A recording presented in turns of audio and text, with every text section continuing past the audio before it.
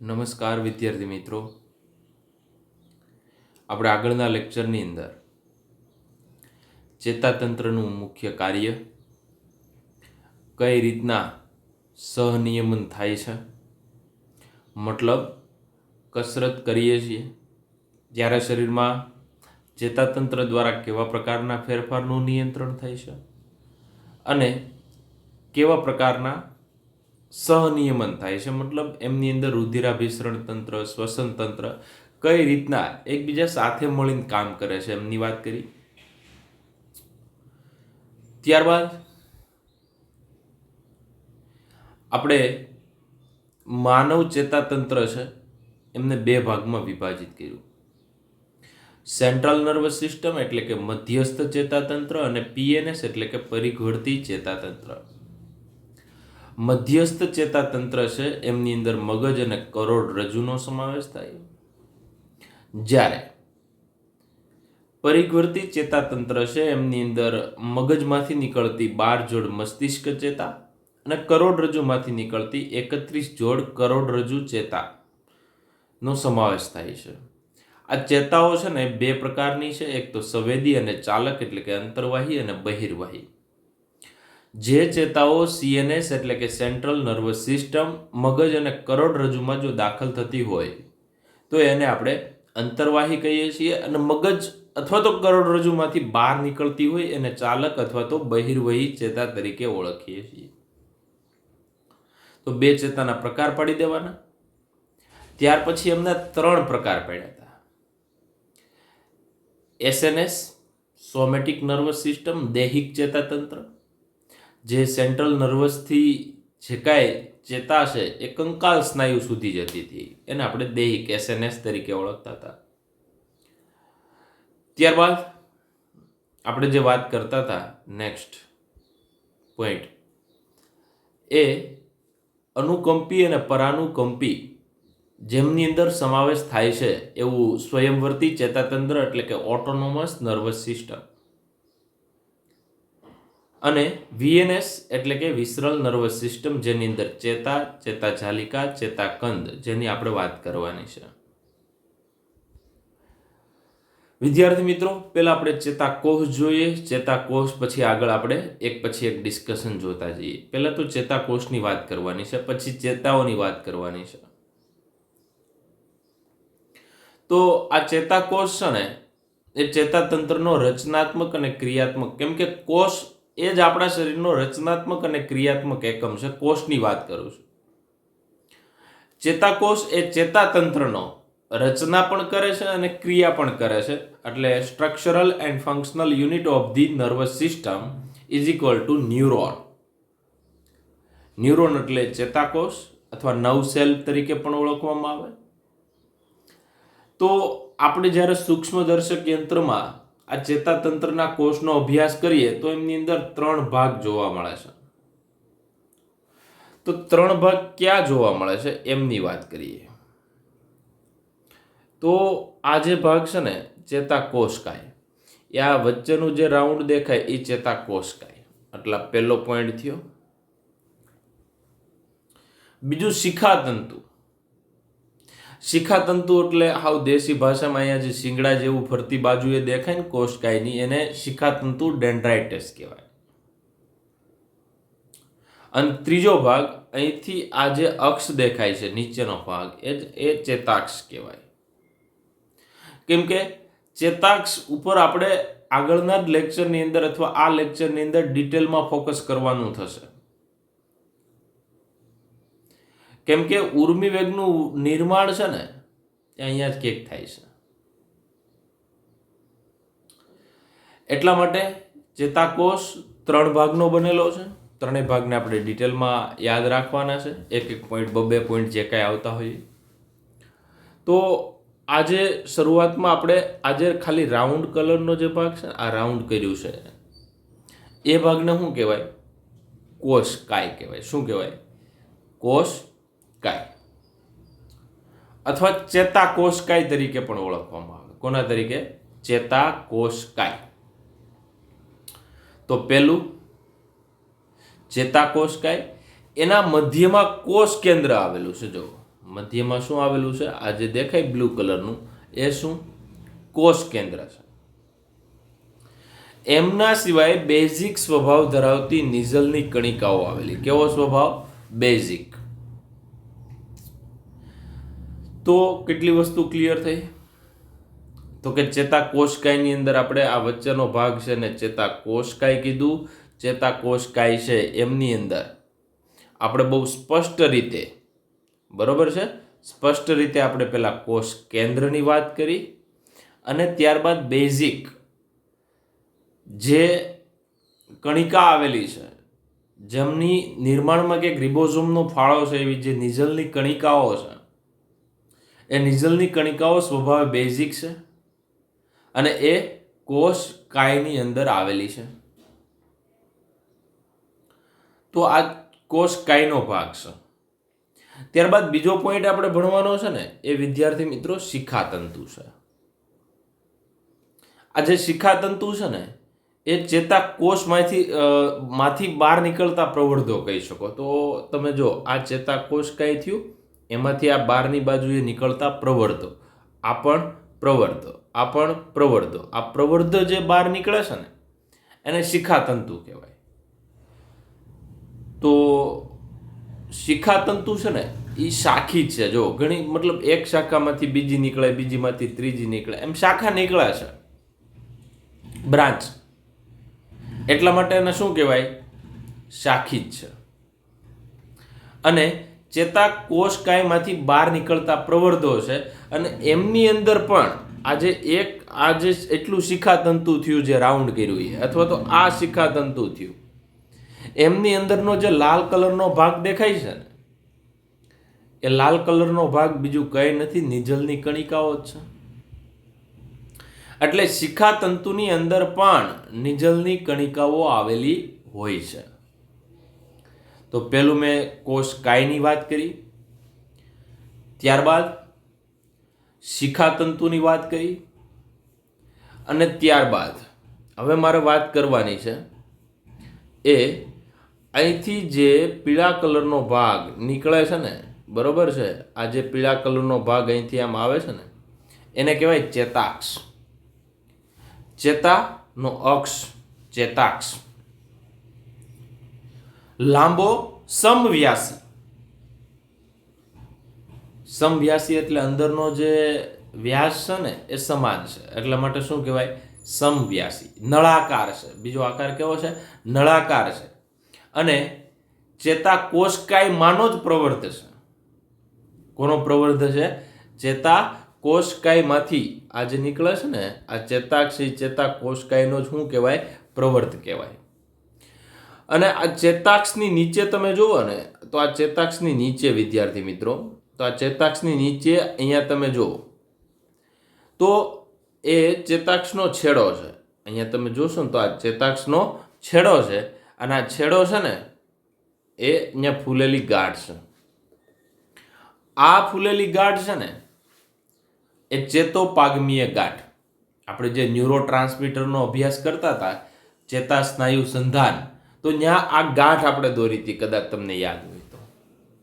આ ગાંઠ ખૂબ જ મોટી કરીને દોરી, એમની અંદર પુટિકા હતી, એમાંથી એસિટાઇલ કોલાઇન આવતું હતું એઝ અ ન્યુરોટ્રાન્સમીટર, ચેતાપ્રેષક દ્રવ્ય.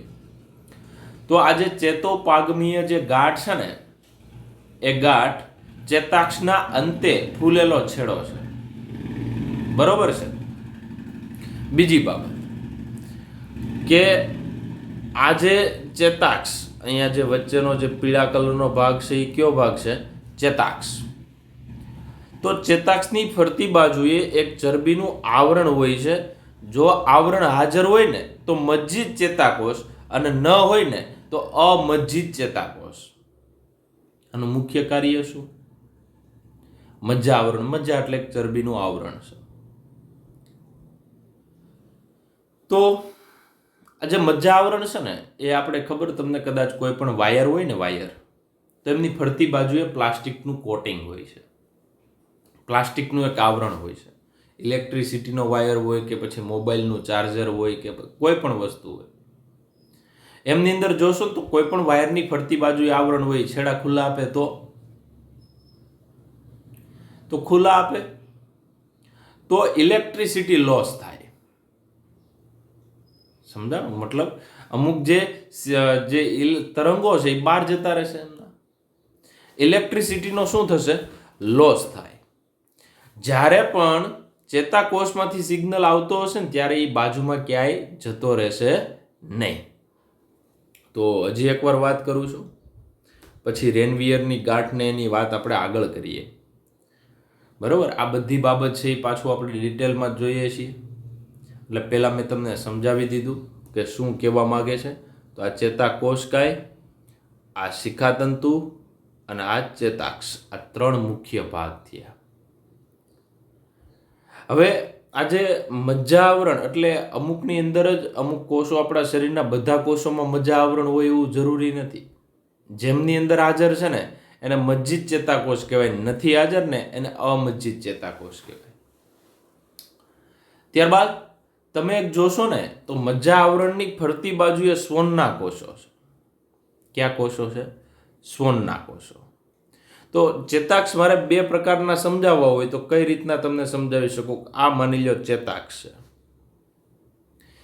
ચેતાક્ષની ફરતી બાજુએ વિદ્યાર્થી મિત્રો એક આવરણ છે, બરોબર છે? તો આ આવરણ છે ને એને હું શું કહી દઉં? તો કે મજ્જા આવરણ અથવા મજ્જિત આવરણ. આ જે આવરણ કોનું થયું? તો કે મજ્જિત આવરણ થયું. એમની ફરતી બાજુએ વિદ્યાર્થી મિત્રો ખાસ યાદ રાખજો, આવી રીતના સ્વનના કોષો આવેલા છે. કયા કોષો? સ્વનના કોષો. જો અહીંયા લખેલું છે સ્વનના કોષો. તો આ સ્વનના કોષો છે ને એ 2 જોડે ત્યાં વચ્ચે ખાડો છે. અહીંયા તમે લાલ કલરનું દેખાડું છું, આ ભાગ એક વચ્ચે ખાડો છે. એ ખાડો મજ્જાપડમાં ખાડો છે. એ ખાડો છે ને એને રેનવિયરની ગાંઠ કહેવાય. એને શું કહેવાય? એ ખાડાને રેનવિયર. નહીતર ગાંઠ એટલે અત્યાર સુધી આપણે એવું જ સમજતા હોઈએ, ગાંઠ એટલે ઉપસેલો ભાગ. પણ આ ગાંઠ એવી છે કે જે ખાડો છે એને આપણે શું કહીએ છીએ? રેનવિયરની ગાંઠ કહીએ છીએ. તો આજે આકૃતિ દોરી કોની દોરી? તો કે મજ્જા આવરણ ધરાવતા ચેતાકોષ એટલે મજ્જિત ચેતાકોષ. એના સિવાય મારે બીજી દોરવી હોય તો એમના સિવાય આ ચેતાક્ષ. ચેતાક્ષની ફરતી બાજુએ સીધા જ સ્વનના કોષો આવેલા હોય. આ કયા કોષો? સ્વનના કોષો. જો સીધા જ આવેલા હોય, મજ્જાનું આવરણ ન હોય, મતલબ અમજ્જિત. તો મજ્જાપડની અંદર ખાડો છે ને એને આપણે રેનવિયરની ગાંઠ કીધી. તો અમજ્જિત ચેતાકોષની અંદર રેનવિયરની ગાંઠ હોતી નથી. હવે તમે સમજી શકો બેયનો તફાવત. એટલે શરૂઆતમાં આપણે 3 ભાગ કીધા કે ચેતાકોષની અંદર કેટલા ભાગ હોય? 3 ભાગ. આ બધું એટલું બધું ડિટેલમાં શા માટે જાણવું જરૂરી છે? કેમ કે ચેતાકોષ ઉપર જ આપણે જ્યારે કહેતા હતા ને ક્ષેપકનું ધ્રુવીકરણ, વિધ્રુવીકરણ, બરોબર છે, પુનઃધ્રુવીકરણ, એવા બધા શબ્દો સાંભળતા હતા ને એ વ્યવસ્થિત જો એમને સમજવા હોય ને તો તમારે ચેતાક્ષની અંદર કઈ ક્રિયા થાય ને એ સમજવી પડે. બરોબર છે? તો એ બધું ચેતાક્ષને આધારિત છે, એટલે ખાસ સમજીએ છીએ. પેલું કોષકાય. 3 ભાગ જો મોટા કરીને દેખાડ્યા છે. પેલું કોણ છે? તો કે પેલું છે કોષકાય, બીજું શિખાતંતુ અને ત્રીજું ચેતાક્ષ. પેલું કોષકાય એ શું ધરાવે છે? પેલું કોષીય અંગિકા એટલે કણાભસૂત્ર હોય, રિબોઝોમ હોય. તો આપણા શરીરમાં જે કંઈ અંગિકા હોય આવેલી હોય એ તો કોષકાયમાં હશે જ. અહીંયા બધી આ જે કોષકાય છે તો એમની અંદર કઈ હશે? અંગિકા આવેલી હશે. પ્લસ નિઝલની કણિકા એટલે કે કણિકાયુક્ત કોષ રસ. કોષકાય સેલ બોડી, બરોબર? કાય એટલે બોડી, શરીર જેવી દેહ જેવી રીતના કહી શકીએ. તો આજે કાય છે ને એમની અંદર કોષ અંગિકા છે, નિઝલની કણિકા છે. એમનો જે કોષકાયનો આકાર પણ તારા આકાર હોઈ શકે, ગોળાકાર હોઈ શકે, અંડાકાર હોઈ શકે. કોષકાયનો આકાર. એમ વચ્ચે શું આવેલું હોય? કોષ કેન્દ્ર. એટલે કોષ કેન્દ્ર છે એ અંગિકા જ છે. તો કોષ કેન્દ્ર છે, એમના સિવાય ઘણી બધી કણાભસૂત્ર, એવી જે કંઈ અંગિકાઓ છે એ અંગિકાઓ આવેલી હોય, ગોલ્ગી કાય આવેલું હોય. અને બીજું શું ધરાવે છે તો કે કણિકામય રચના. કણિકામય રચના એટલે નિઝલની કણિકા. તો કોષકાય બે વસ્તુનું બનેલું છે, એમ અત્યારે જ યાદ રાખી લેવાય. એક કોષીય અંગિકા અને બીજું નિઝલની કણિકા. અને એમનો આકાર યાદ રાખવાનો. ગોળાકાર છે, તારા આકાર છે, અંડાકાર છે. એવો કોષકાયનો આકાર અલગ અલગ કોષમાં અલગ અલગ હોઈ શકે. ત્યારબાદ બીજો જે પોઈન્ટ છે ને વિદ્યાર્થી મિત્રો, એ બીજો પોઈન્ટનું નામ છે શિખાતંતુ. શિખાતંતુ પહેલા તો ટૂંકા તંતુ છે. જો આ જે તંતુ છે એ લાંબા છે કે ટૂંકા છે તો કે ટૂંકા તંતુ છે. શાખિત છે. શાખિત એટલે વારંવાર શાખાઓમાં વિભાજિત થાય, મેં આગળ વાત કરી. અને કોષકાયમાંથી બહાર નીકળતા પ્રવર્ધો છે. આ ત્રીજો પોઈન્ટ. ટૂંકા તંતુઓ છે, વારંવાર શાખિત છે, કોષકાયની બહાર નીકળે છે અને નિઝલની કણિકા ધરાવે છે, તેને શિખાતંતુ કહે છે. જો તમને વ્યાખ્યા પૂછે ને શિખાતંતુ એટલે શું, તો શિખાતંતુ એટલે કોષકાયમાંથી બહાર નીકળતા શાખિત પ્રવર્ધો, નિઝલની કણિકા ધરાવે છે અને ઉર્મિવેગ છે ને, ઉર્મિવેગ, એ ઉર્મિવેગ કોણ ગ્રહણ કરે છે તો કે અહીંથી યાદ રાખજો, સમજાવું છું કે અહીંથી આ જે શિખાતંતુ છે એ કોઈ ઉર્મિવેગને ગ્રહણ કરે. મતલબ કોઈ દબાણ છે, તાપમાન છે, સ્પર્શ છે, રાસાયણિક ફેરફાર છે, આવું શિખાતંતુ ગ્રહણ કરી કોને આપે? ચેતાકોષકાય. ચેતાકોષકાય કોને આપે? ચેતાક્ષ. તો શિખાતંતુ સિગ્નલ કોને મોકલે છે તો કે ચેતાકોષકાય તરફ. અને ચેતાકોષકાયથી દૂર કોણ લઈ જાય છે તો કે દૂર કોણ લઈ જશે તો કે ચેતાક્ષ. અહીંથી ક્યાં લઈ ગયો? કોષકાયથી દૂર. તો શિખાતંતુ માટે શબ્દ ક્યાં ક્યાં ફિક્સ થયા? એક તો શાખિત શબ્દ, કોષકાયની બહાર નીકળે, નિઝલની કણિકા અને ચેતાકોષકાય તરફ ઉર્મિવેગનું વહન કરે. ચેતાકોષકાયથી દૂર ઉર્મિવેગનું વહન કોણ લઈ જાય છે તો કે અહીંથી આમ દૂર કોણ લઈ જાય છે? ચેતાક્ષ. ત્યારબાદ હવે આપણે જે પોઈન્ટ ભણવાનો છે ને એ અહીંથી લઈ એટલો પોઈન્ટ ભણવાનો છે. એટલે પેલા આ 3 કટકા છે. ચેતાકોષ આખો જો અભ્યાસ કરવો હોય ને તો પેલા શિખાતંતુ, ચેતાક્ષ અને ચેતાકોષકાય, આ 3ની વાત કરવાની. પછી એના 3 પ્રકાર પાડવાના. બરોબર છે કે ચેતાકોષ ને એમના 3 પ્રકાર. કોના આધારે? શિખાતંતુ અને ચેતાક્ષની સંખ્યાના આધારે 3 પ્રકાર. એ પૂરું થાય ત્યાર પછી છે ને વિદ્યાર્થી મિત્રો 2 પ્રકાર, મજ્જિત ચેતાકોષ અને અમજ્જિત ચેતાકોષ, એમ 2 પ્રકાર બીજા પાડવાના. તો એમ 3, 3 અને 2 એમ અલગ અલગ ભાગમાં પ્રકાર પાડશો ને તો તમે આ ચેતાકોષ યાદ રાખવો સરળ રહેશે. હવે આપણે કોની વાત કરીએ છીએ તો કે ચેતાક્ષ. ચેતાક્ષ કેવો છે તો અહીંથી એટલો ભાગ છે કેવો છે? લાંબો તંતુ છે. જો એક લાંબો તંતુ, દૂરસ્થ છેડો શાખિત થાય છે. તો કે દૂરસ્થ છેડો એટલે કયો તો કે આ રાઉન્ડ કર્યો એ દૂરસ્થ છેડો છે એ શાખિત થાય છે અને ત્યાં બલ્બ જેવી, એટલે અહીંયા જે બલ્બ જેવી રચના તમને દેખાય, અંતિમ છેડો છે ને એ ફૂલેલો છે, જેને આપણે ચેતોપાગમીય ગાંઠ તરીકે, અંગ્રેજીમાં એને સિનેપ્ટિક નોબ કહેવાય. બરોબર છે? સિનેપ્સ એટલે ચેતોપાગમ. 2 ચેતાકોષની વચ્ચે જગ્યા હોય એને ચેતોપાગમ કહેવાય. હવે આ જે પુટિકા છે ને, આ પુટિકા, હવે આના ઉપર આપણે ફોકસ કરીએ તો આજે ઘણા બધા શાખિત છે, જોઈ લો. એમાંથી આ એક પુટિકા એટલે અથવા તો એક ગાંઠ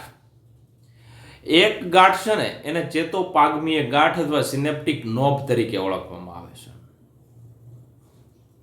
આ સિનેપ્ટિક નોબ છે ને એને જો મારે મોટો કરીને દેખાડવો હોય, બરોબર છે, તો આ સિનેપ્ટિક નોબ, એમની અંદર પણ ઘણી બધી પુટિકા હોય અને આ પુટિકા છે ને એ એસિટાઇલ કોલાઇન, એસિટાઇલ કોલાઇન એ ન્યુરોટ્રાન્સમીટરનો મતલબ થાય એક ચેતાકોષમાંથી બીજા ચેતાકોષની અંદર સિગ્નલનું વહન કરે, ઉર્મિ વેગનું વહન કરનારો કયું દ્રવ્ય છે, કયું રસાયણ છે, તો કે એસિટાઇલ કોલાઇન. તો આવા દ્રવ્યને આપણે છે ને વિદ્યાર્થી મિત્રો ન્યુરોટ્રાન્સમીટર કે ચેતાપ્રેષક દ્રવ્ય તરીકે આપણે ઓળખીએ છીએ.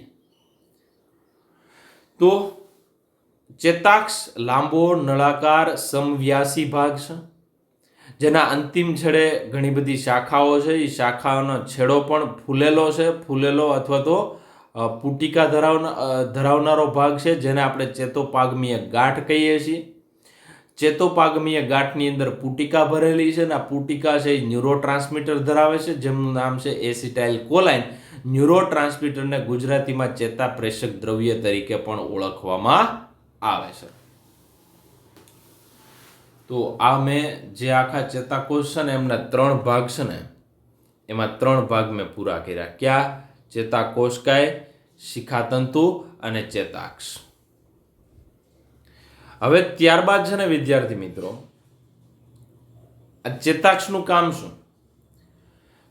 તો કે ચેતાક્ષ ચેતાઓના ઉર્મિ વેગને ચેતાકોષકાયથી દૂર, મેં હમણાં જ તમને સમજાવ્યું કે શિખાતંતુ ચેતાકોષકાય તરફ લાવે, ચેતાકોષકાયથી દૂર કોણ લઈ જાય? તો કે ચેતાક્ષ ચેતોપાગમીય ગાંઠ સુધી લાવે છે.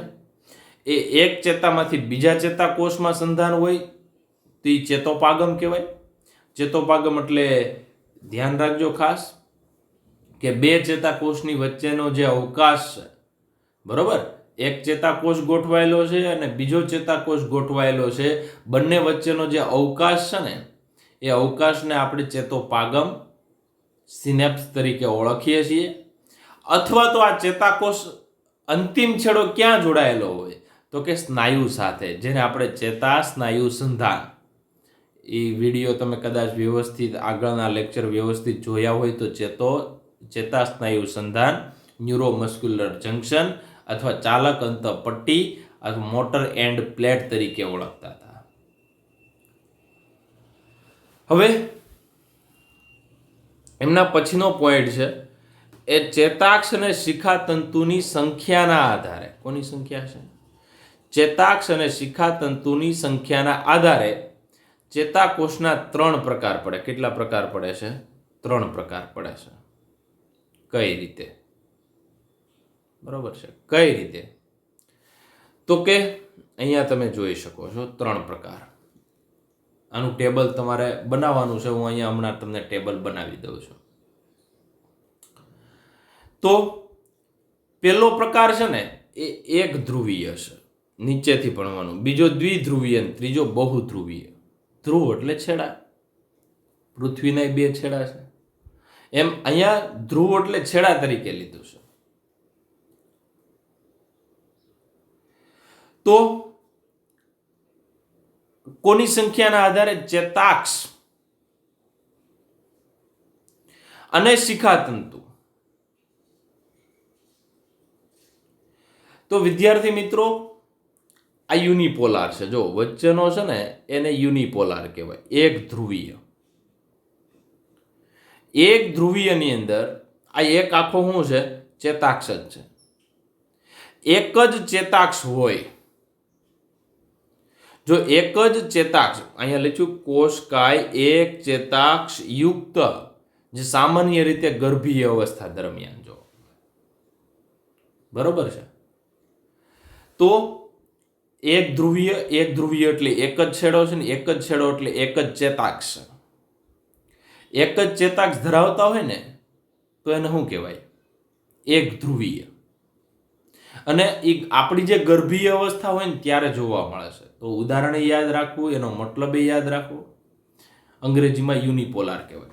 પછી બીજું છે ને એ વ્યવસ્થિત યાદ રાખજો, બાયપોલાર. બાય એટલે 2, દ્વિ એટલે 2. 2 ધ્રુવ એટલે 2 છેડા ધરાવે. તો કે 2 છેડામાં એક ચેતાક્ષ અને એક શિખાતંતુ. એક ચેતાક્ષ અને એક શિખાતંતુ એટલે ટોટલ કેટલા થયા?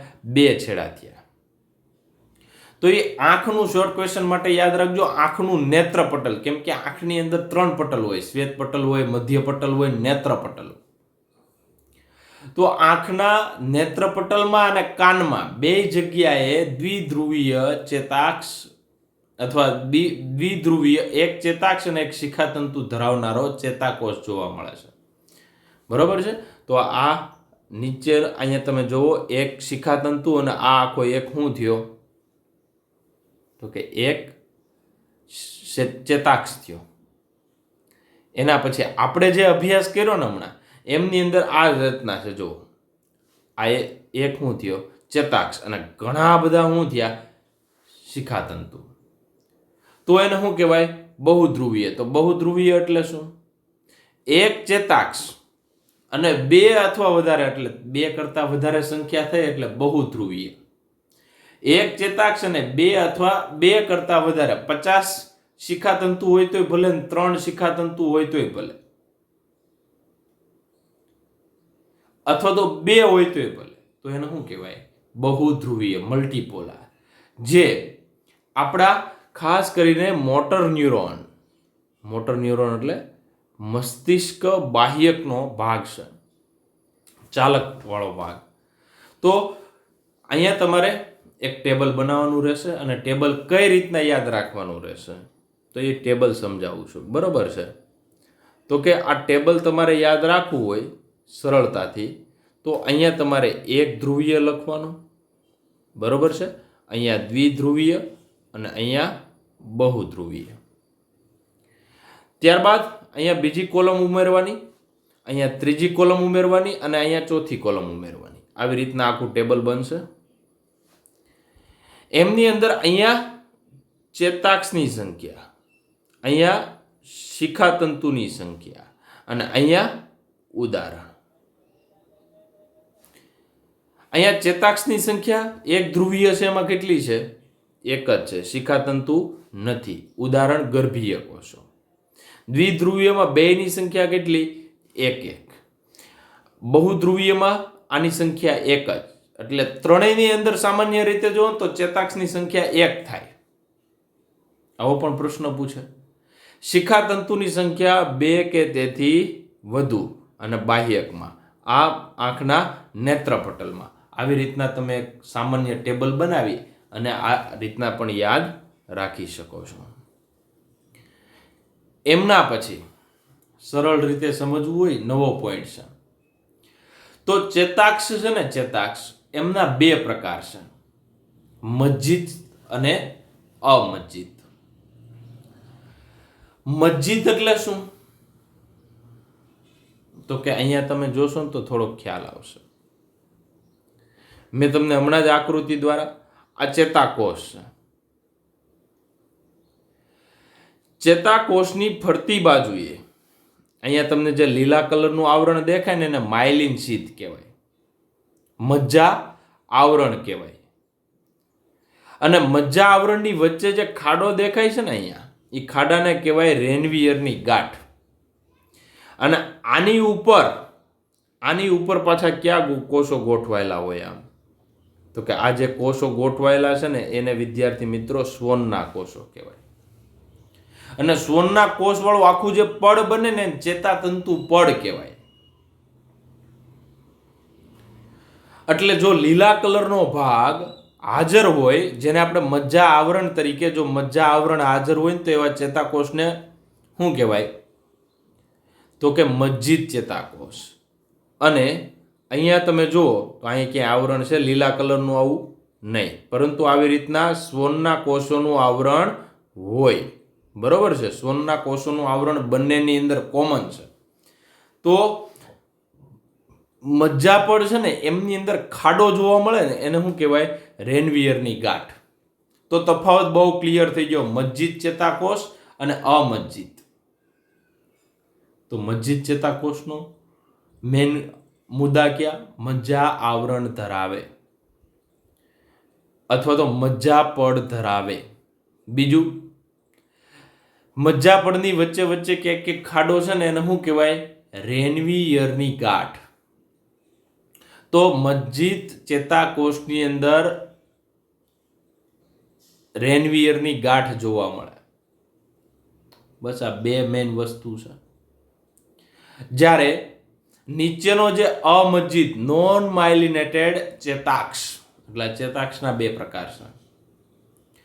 ચેતાક્ષમાં જે બીજો પ્રકાર છે ને એમાં આપણે શું વાત કરી કે મજ્જાપડ ધરાવતા નથી, એટલા માટે અમજ્જિત કહીએ. અને મજ્જાપડ ન હોય તેની અંદર ખાડો જ ન હોય, ખાડો ન હોય તો રેનવિયરની ગાંઠ ગેરહાજર હોય. હવે તમને એવો પ્રશ્ન થાય કે ભગવાને આવું મજ્જાપડ ને અમજ્જિત ને મજ્જિત બનાવ્યા શું કરવા?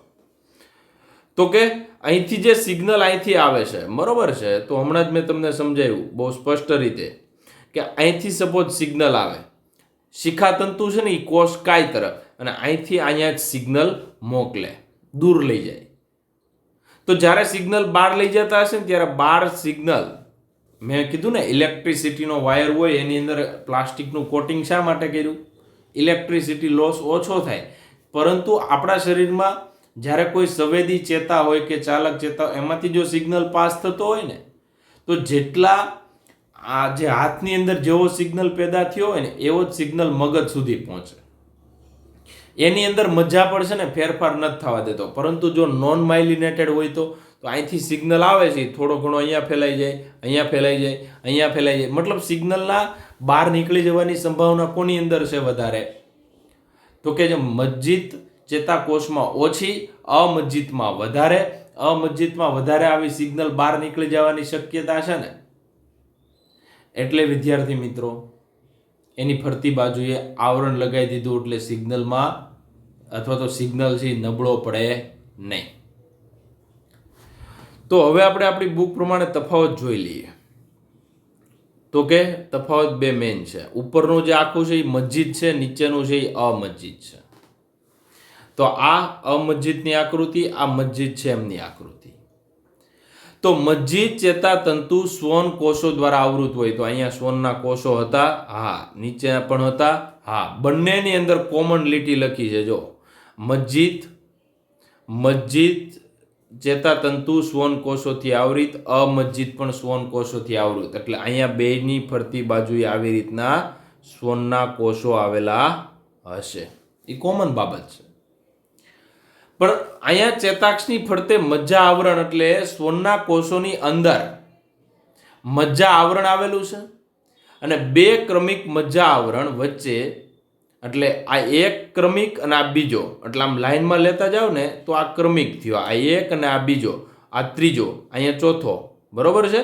એવી રીતના ક્રમમાં મજ્જા આવરણો છે, અને એની વચ્ચે જે અવકાશ જોવા મળે છે ને, જેને આપણે રેનવિયરની ગાંઠ તરીકે ઓળખીએ છીએ. કોના તરીકે ઓળખીએ?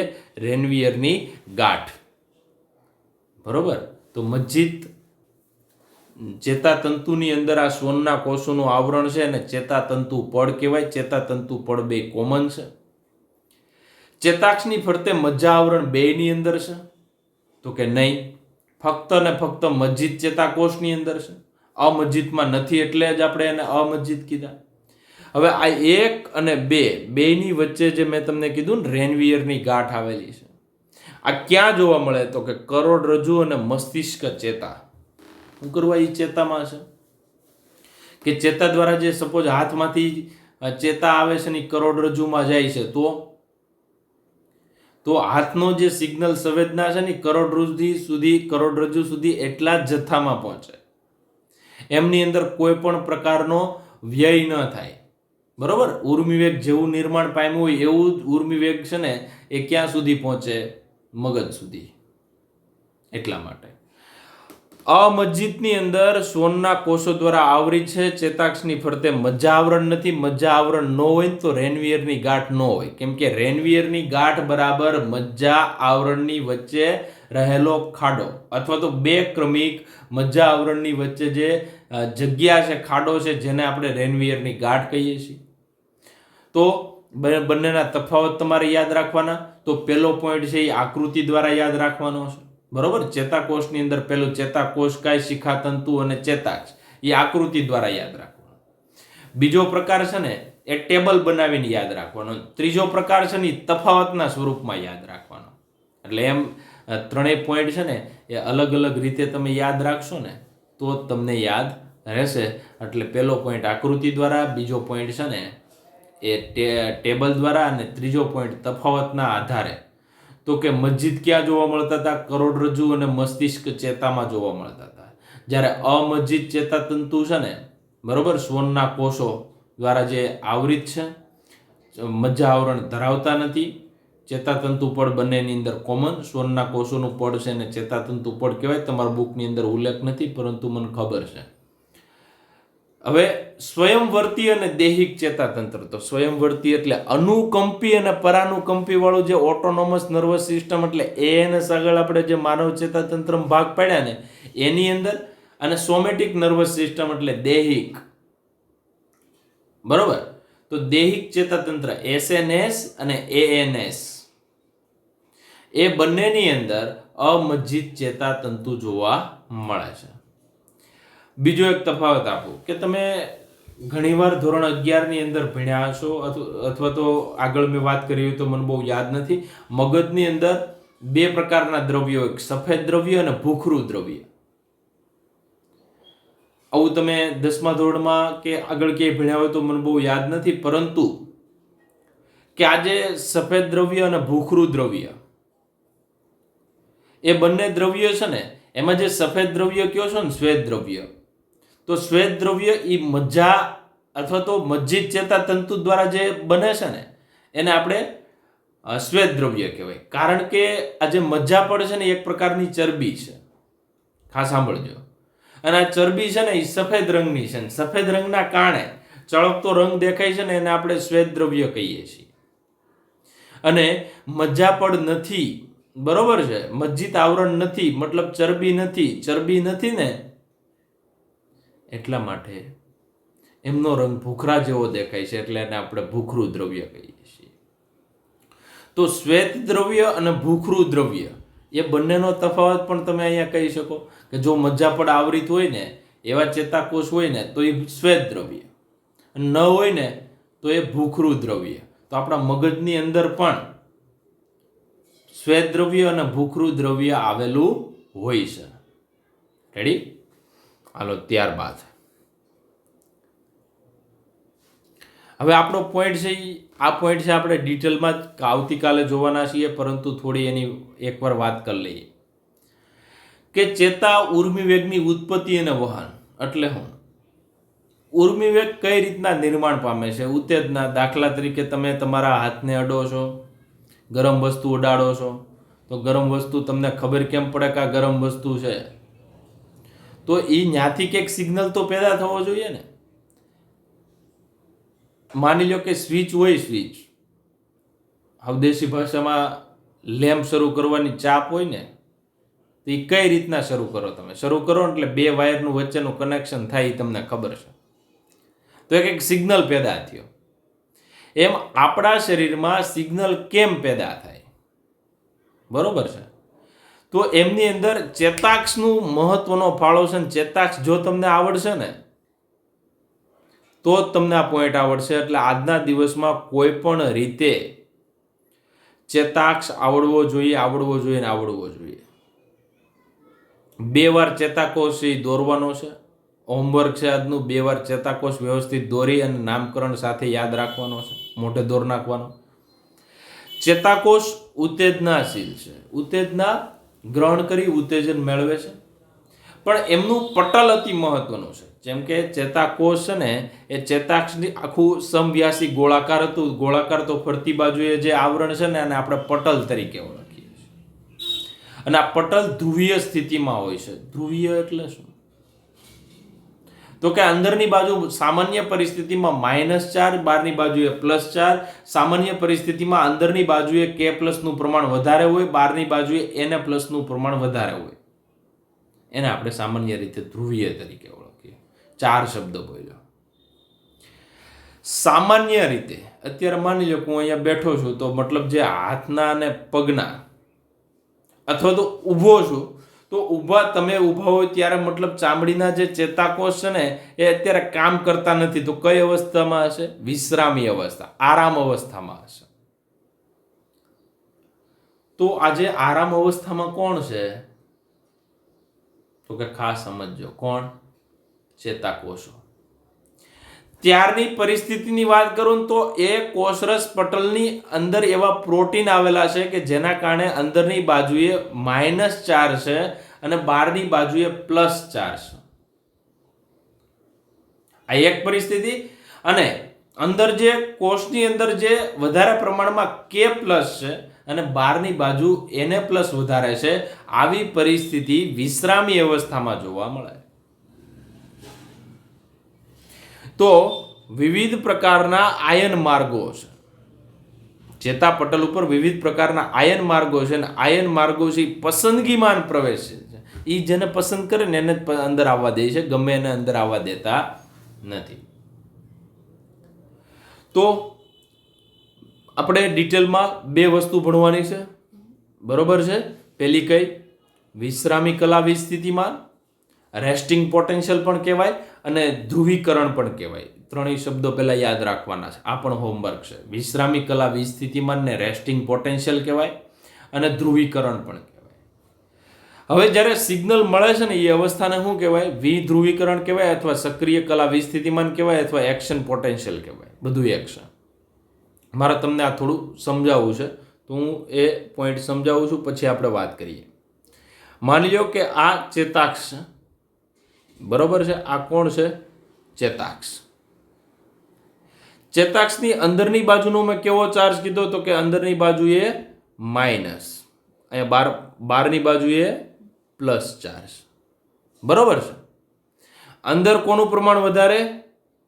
K+ નું. બહાર કોનું પ્રમાણ વધારે કીધું? Na+ નું.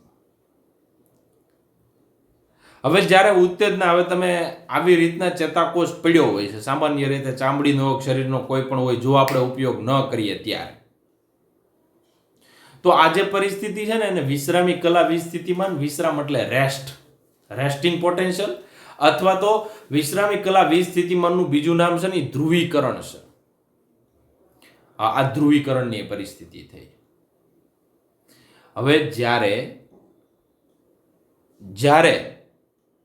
હવે ચામડીને તમે ટચ કરો છો અથવા તો કોઈ રસાયણનો ફેરફાર આવે છે અથવા દબાણ, તાપમાનનો, દુર્ગંધ, સુગંધ, જે કાંઈ ફેરફાર આવે ને, એ ફેરફાર આવે ને ત્યારે આ જે બહારના Na+ છે ને થોડાક એવા એરિયામાં ફટાફટ એકાએક થોડા સમય માટે ઘણા બધા જથ્થામાં Na+ દાખલ થાય છે.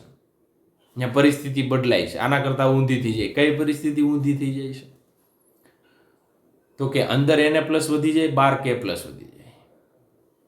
ઊંધું થઈ ગયું. અચાનક Na+ શું થશે? દાખલ થશે. Na+ અચાનક દાખલ થયા એટલે અંદરની બાજુ Na+ વધારે, બહારની બાજુ K+ વધારે. અંદરની બાજુ જે માઇનસ ચાર્જ હતો એ બહારની બાજુ એ માઇનસ થઈ જશે અને અંદરનો માઇનસ હતો એ અંદર પ્લસ થઈ જશે. એટલે અંદર +4 અને બહાર -4. ઊંધું થઈ જાય. આવી પરિસ્થિતિને આપણે શું કહેવાય? સક્રિય કલાવી સ્થિતિમાન. હવે આવો જે અંદર +4 થઈ ગયો હતો, બરોબર છે, અંદર Na+ વધી ગયા હતા, એ થોડી રીતના થોડા ભાગમાં આવી રીતના આગળ વધ્યા કરે અને એ ચેતાક્ષના ઉપરના ભાગથી શરૂ થાય, શિખાતંતુથી મેળવે, કોષકાયમાં આવે, કોષકાયથી લઈ અને ચેતાક્ષ સુધી જાય અને ચેતાક્ષથી અંતે ચેતોપાગમીય ગાંઠ સુધી જાય. તો એક ચેતાકોષની અંદર ઉર્મિ વેગનું વહન છે. આ રીતના થતું હોય છે. આ તો ખાલી મેં શરૂઆતનો પોઈન્ટ સમજાવ્યો છે અને આ પોઈન્ટ વિદ્યાર્થી મિત્રો સમજાઈ જાય, બરોબર છે. તો આના માટે આ આકૃતિનો પહેલા અભ્યાસ કરવો પડે. અભ્યાસ કર્યા બાદ એક પોઈન્ટ શું કહેવા માંગે છે અભ્યાસ કરવો પડે અને કઈ રીતના ઉર્મિ વેગનું વહન થાય છે. આ મેં તમને દર્શાવ્યું એ પટલ છે. પટલની અંદર તમે જોવો ને તો હમણાં જ મેં તમને ચાર્જ કીધો, બરોબર છે. કોઈ પણ પટલ લ્યો ને તો અંદરની બાજુ કેવો ચાર્જ કીધો? માઇનસ. બહારની બાજુ કેવો કીધો? પ્લસ. પણ કઈ પરિસ્થિતિ? પોલરાઇઝેશન. પોલરાઇઝેશનનો મતલબ થાય ધ્રુવીકરણ. તો આ જે પોઈન્ટ છે ને વિદ્યાર્થી મિત્રો બધા જ આપણે આવતીકાલે ડિટેલમાં ભણવાના છે. એટલે ચેતા ઉર્મિ વેગની ઉત્પત્તિ અને વહન છે એમનું ડિટેલ માટે પહેલા તો તમારે શબ્દ સમજવાના. વિશ્રામી કલાવી સ્થિતિમાન એટલે રેસ્ટિંગ પોટેન્શિયલ, ધ્રુવીકરણ અથવા પોલરાઇઝેશન તરીકે પણ ઓળખાય.